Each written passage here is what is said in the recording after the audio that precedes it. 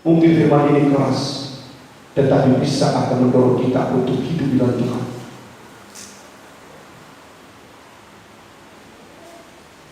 Kita harus berjuang itu. Bisa saya membaca itu, apa sebenarnya yang dilihat oleh Allah dan iman Habib ini, sampai Tuhan menuliskan itu menjadi teladan iman bagi orang-orang percaya. Rupanya Habib mampu memberikan yang terbaik bagi Tuhan. Sudahlah kita memberikan yang terbaik pada Tuhan kita. Dimulai dari perkara yang terkecil. Saya sering mengatakan, apa itu perkara terkecil? Waktu. Adakah kita sudah menjadi orang Kristen yang setia dalam waktu? Jangan kita mengatakan, oh, waktu itu tak penting. Datang perlu beribadah terlambat dengan masalah. Di saat kita datang beribadah terlambat kepada Tuhan, tanpa alasan yang pasti, kita sudah mempersembahkan persembahan yang bercacat di hadapan Tuhan. Kecil kan? Kita merasakan itu sepele. Tetapi ingat, sekecil apapun yang kita persembahkan kepada Tuhan, tidak pernah terlewatkan dari perhatian Tuhan. Sekecil apa? Saya tadi mengatakan waktu mungkin merupakan persembahan yang sangat terkecil yang bisa kita persembahkan kepada Allah. Tetapi di saat kita memberikan persembahan itu kepada Allah dengan bercacat, Tuhan tak pernah berkenan akan kita. Maka saya mengatakan hari ini, belajarlah memberikan persembahan yang terbaik kepada Tuhan. Supaya apa? Supaya imanmu dapat menyelamatkan engkau. Amin. Amin. Nah, kita melihat apa itu persembahan tubuh yang berkenan, apa itu persembahan tubuh yang kudus dan hidup di hadapan Allah. Kita lihat dalam ayat yang kedua dalam Roma pasal yang ke-12 tadi, ya. Perhatikan dengan baik seru yang dikasih Tuhan. Terus ya. Janganlah kamu menjadi serupa dengan dunia ini, Ya. tetapi berubah kepada kebaharuan budimu, Ya, bosan. sehingga kamu dapat membedakan mana kehendak Allah, Ya. apa yang baik, yang berkenan kepada Allah dan yang sempurna. Artinya setiap orang yang mempersembahkan tubuh yang hidup, tubuh yang berkenan, tubuh yang kudus di hadapan Allah, menjadi persembahan yang terbaik. Janganlah dia menjadi serupa dengan dunia. Amin. Maka kita sebagai kehidupan anak Tuhan menjadi orang yang berbeda dengan orang-orang dunia. Jangan katakan perlu pergaulan. Siapa mengatakan tidak perlu pergaulan? Pergaulan penting, tetapi jangan saya dan saudara memiliki gaya pergaulan dunia, menjadi hidup seperti dunia, menjadi serupa dengan orang dunia. Seringkali kita tidak menyadari itu, saudara. Bisa kita masuk dalam satu kumpulan, kita tidak tahu menempatkan diri kita siapa di dalam kumpulan ini. Kita merasa kita sama seperti mereka, padahal kita seorang iman. Kita orang yang sedang mempersembahkan tubuh kepada Allah, menjadi tubuh yang hidup, tubuh yang berkenan dan tubuh yang suci dan kudus kepada Allah. Tetapi saat kita masuk dalam satu golongan, satu kumpulan, kita tidak bisa membedakan diri kita dunia atau kita orang bukan dunia. Kita bangga, padahal kita tidak menyadari hidup kita sudah menjadi orang yang serupa dengan dunia. Belum alami pembaharuan budi pikiran, kita masih berpikir seperti manusia dunia. Tadi Pak Syawatan bersaksi, pikirannya kepada apa namanya, lalai, sampai lupa pikirkan Tuhan. Itu pikiran dunia. Kuasa pikiran kita ini sering membawa kita menjadi orang yang tidak layak mempersembahkan persembahan yang berkenan di hati Tuhan. Tapi kita melihat mempersembahkan persembahan yang berkenan, persembahan yang terbaik bagi Allahnya. Ada dia orang-orang yang tidak lagi membuat hidupnya menjadi serupa dengan dunia ini. Amin. Puji Tuhan. Apa perbedaan dengan dunia? Ayo. Apa yang menjadi perbedaan yang bisa kita lihat kita dengan dunia ini? Ada. Dunia seperti ini, kita masih seperti ini. Dunia seperti itu, kita juga seperti itu.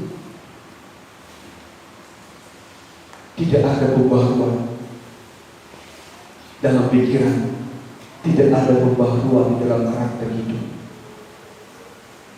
Tapi kita berkata, aku beribadah sedang mempersembahkan tubuh yang hidup, tubuh yang berkenan di hati Tuhan. Kita belum mendapatkan keubahan hidup.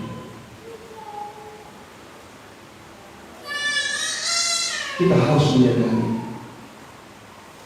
hari-hari ini, kalau kita tidak kuat membangun iman kita, satu saat kelak iman kita akan hilang.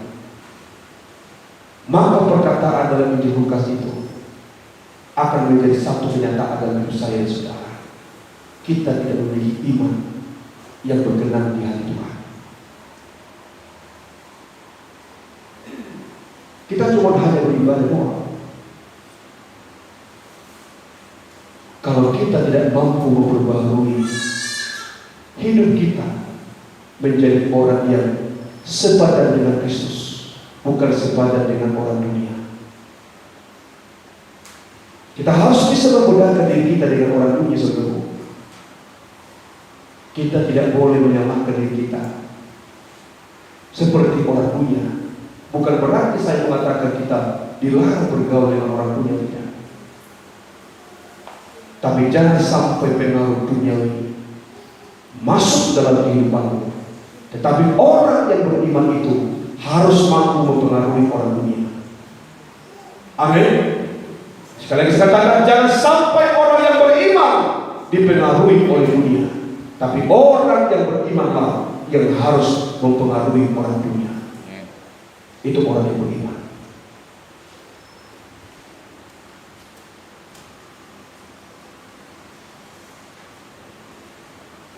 Kita harus membangun iman seperti apa yang ada dikatakan firman Allah ini. Ya, baik. Yang kedua, persembahan apa yang layak dan berkenan, yang terbaik bagi Tuhan sebagai persembahan orang yang beriman. Kita lihat di dalam Mazmur pasal 51 ayat yang ke-17. Satu persembahan jiwa harus kita berikan yang terbaik kepada Tuhan. Mazmur pasal 51 ayat yang ke-17. Puji Tuhan, terus kan? Ya. Ya Tuhanku, kalau hidupku, supaya mulutku memberitakan puji-pujian kepada 51 ayat yang ke-17. Ini itu Mas, 51 ayat 17. Ya, teruskan dalam Bapak, yang teruskan ya. Sebab engkau tidak berkenan kepada korban sembelihan, Ya. sebenarnya persembahkan korban makanan engkau tidak menyukainya. Sebab engkau tidak berkenan kepada korban sembelihan. Terus syaratnya. Sebenarnya, ya. Engkau tidak menyukainya. Korban sembelihan kepada Allah ialah jiwa yang hancur. Korban sembelihan kepada Allah adalah jiwa yang hancur. Dan itulah persembahan yang terindah bagi Tuhan. Maka seringkali gereja melihat persembahan seseorang. Di saat seseorang mempersembahkan korban sembelihan, merupakan material kepada Allah, dan orang mengatakan inilah persembahan yang berkenan di hati Tuhan, persembahan yang terbaik kepada Tuhan. Tetapi apa yang dikatakan dalam Mazmur Daud? Korban sembelihan itu bukan itu korban yang terbaik bagi Allah, tetapi korban yang terbaik bagi Allah adalah jiwa yang hancur. Sebagaimana kita datang kepada Allah membawa jiwa kita yang hancur itu merupakan persembahan yang terbaik bagi Tuhan. Kita tidak bisa mengukur persembahan seseorang dengan korban-korban yang lain. Maka saya mengatakan jangan sampai kita salah mengartikan persembahan yang terbaik kepada Allah. Jangan katakan di saat kamu berikan kepada Allah, mungkin persembahan besar kepada Allah, dan engkau mengatakan itu persembahan yang terbaik bagi Allah. Tidak. Tetapi kita mampu mempersembahkan jiwa yang hancur kepada Allah, maka itulah satu persembahan yang sangat berkenan di hati Tuhan, dan itulah persembahan yang terbaik bagi Allah. Seberapa kali kita datang beribadah kepada Allah dengan jiwa yang hancur? Seberapa kali kita datang menyembah Allah dengan jiwa yang hancur kepada Allah? Maka saya mengatakan kita harus tetap introspeksi hati kita. Kita periksa firman kita, periksa pelayanan kita, periksa penyerahan hidup kita kepada Allah. Bagaimana di waktu kita beribadah kepada Allah, adakah kita memiliki jiwa yang hancur kepada Allah? Di waktu kita menyembah, di waktu kita berdoa kepada Allah, adakah saudara, adakah saya memiliki jiwa yang hancur kepada Tuhan?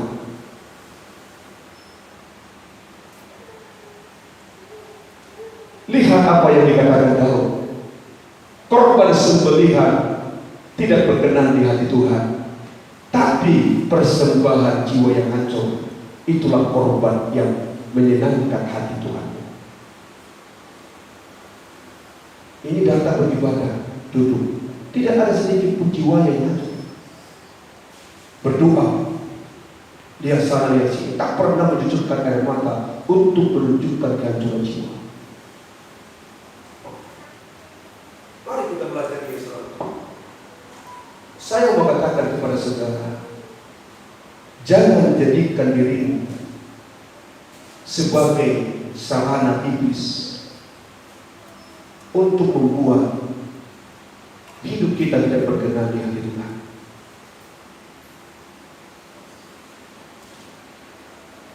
Saya juga menyadari seberapa kali aku datang kepada Allah dengan jiwa yang hancur. Dan di saat kita mempersembahkan jiwa yang hancur kepada Allah, kita pasti merasakan satu ketenangan dalam jiwa. Dan orang yang memiliki jiwa yang tenang, dalam dirinya ada damai sejahtera. Dalam orang yang hidup dalam damai sejahtera, di dalam dirinya pasti ada sukacita, ada kebahagiaan. Masihkah kita mengalami hal itu dalam diri kita? Masihkah aku mengalami jiwa yang semacam itu di hadapan Tuhan? Atau kita datang beribadah, sedikit pun kita tidak merasakan jiwa kita hancur, dan kita mengatakan, firman-Nya tidak cocok, hamba Tuhan yang tidak cocok, membuat aku tidak bisa hancur jiwa. Iblis sedang menipu hati saudara. Tetapi kita harus belajar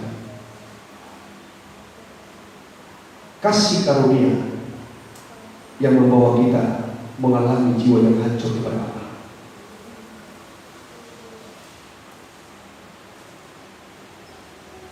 Saya menyadari saudaraku, tekanan hidup membuat kita sering tidak datang kepada Tuhan dengan jiwa yang hancur. Tapi orang yang beriman, yang benar-benar beriman, dia tak pernah dipengaruhi oleh sesuatu apa-apa, membuat jiwanya menjadi persembahan yang hancur di hadapan Allah-Nya.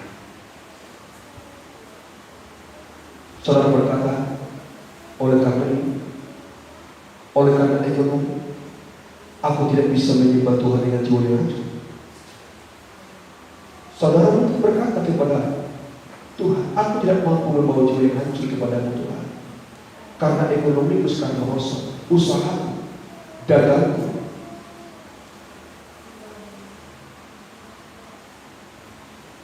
apakah Tuhan mau menerima alasan itu dari saya dan saudara? Tuhan berkata, aku rindu engkau sebagai orang yang beriman. Lihat iman Habel. Dia tidak dipengaruhi mempersembahkan persembahan yang terbaik kepada Allah di dalam kondisi situasi apapun juga yang terjadi dalam kehidupan. Saya menangis di dalam hati. Di saat saya sadari aku kurang mempersembahkan jiwa yang hancur kepada Tuhan.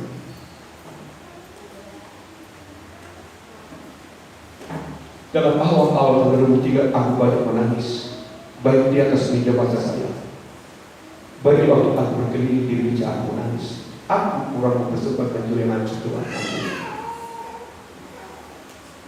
Firman ini bukan hanya kepada jemaat, tapi kepada kami.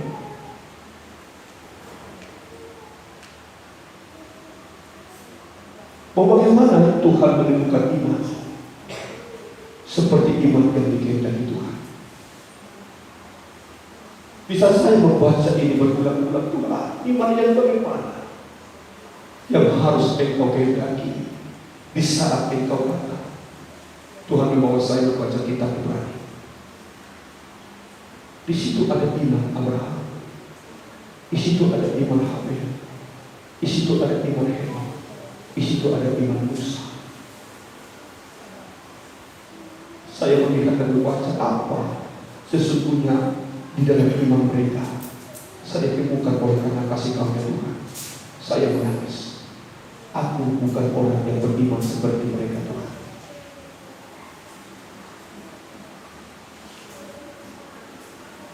Sudahkah kita mempersembahkan persembahan yang baik, yang terbaik bagi Tuhan? Sudahkah engkau mempersembahkan jiwa yang hancur?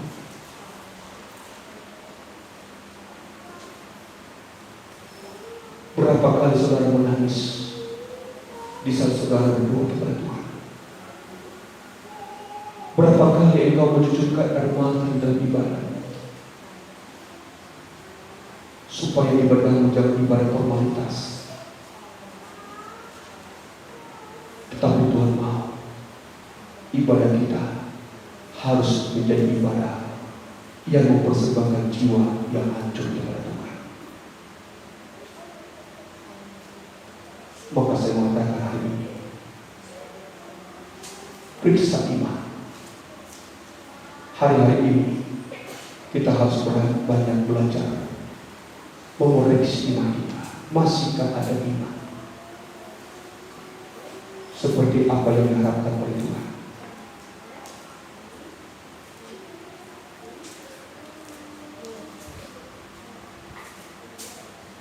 Kita tidak boleh manipulasi iman kita di hadapan Allah. Mungkin di hadapan manusia engkau bisa berpura-pura engkau orang yang beriman. Tuhan tahu, Tuhan tahu. Ada firman Allah yang bisa menyatakan iman itu. Jangan engkau bisa berpura-pura di hadapan Allah. Imanmu akan menyelamatkan engkau di saat ada imanmu seperti Abraham dan iman seperti Habel. Hari Minggu saya tidak tahu iman yang seperti apa yang Tuhan mau tunjukkan kepada kita. Tapi dalam 2 minggu ini Tuhan sudah ajar saya, berimanlah seperti iman Abraham, berimanlah seperti iman Habel.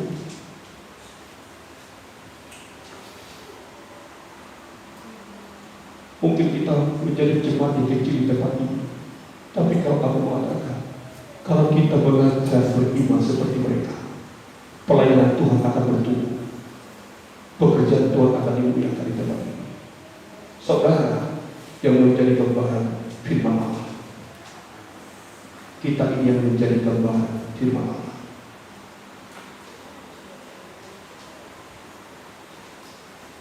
Baik, saya ajak jemaat Tuhan hari ini, buat imanku seperti iman Abraham, Tuhan. Buat imanku seperti iman Habel. Iman yang mempersembahkan persembahan yang terbaik bagi Tuhan. Persembahkan tubuh dan jiwa sebagai persembahan yang berkenan di hati Tuhan. Mari kita datang kepada Tuhan. Kita mau bersyukur, kita mau menyembah Dia. Kita mau katakan kepada Tuhan, Engkau Allah yang mencari kehidupan kami, sehingga apapun pun tak pernah Engkau biarkan jatuh. Haleluya.